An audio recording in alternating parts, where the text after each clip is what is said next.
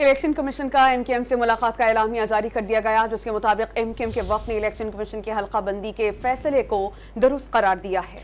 मजीद जानते हैं don news के नुमाइंदे इरफान सदुजई से। इरफान, बताई गए सलामिया में क्या तहरीर है? इरफान, आवाज़ आ रही है आपको?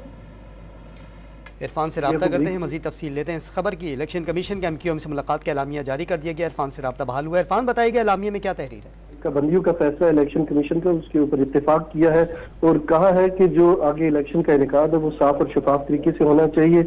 उन्होंने कहा कि हल्कों की तादाद तो अगर नहीं बढ़ानी, लेकिन जो बैलेंस है वो किया जाए, क्योंकि एमकेएम ने काफी अरसे से इसके ऊपर तहफ़्फ़ुज़ात का इज़हार किया हुआ था। कहा था कि खास करके कराची के अंदर बहुत सारे ऐसे लोग हैं जिन्हें नहीं गिना गया, और इस मरदमशुमारी में वो बात सामने आई है कि तकरीबन 70 लाख लोग जो है वो नए ऐड हुए हैं, तो कराची के लोगों को कभी भी नुमाइंदगी नहीं दी गई। तो इस मरतबा तमाम लोगों को शामिल किया जाए, वोटर्स को उनका हक दिया जाए और उसके बाद इलेक्शन करवाए जाए। और उन्होंने इसके अलावा ये भी कहा कि जो आरटीएस सिस्टम है इसका हम जायजा लेंगे असर नो, और उसके बाद जो नया जो सिस्टम है जो इलेक्शन कमीशन ने मुतारिफ करवाया उसके ऊपर अपनी राय देंगे। इसके अलावा उन्होंने इलेक्शन के हवाले से कहा कि जो इंतखाबी अखराजात है उनको कम किया जाए, और इसके अलावा बेज़ाब्तगी करने वाले जो लोग हैं उनके खिलाफ सख्त कार्रवाई की जाए। जी इरफान, बहुत शुक्रिया आपका।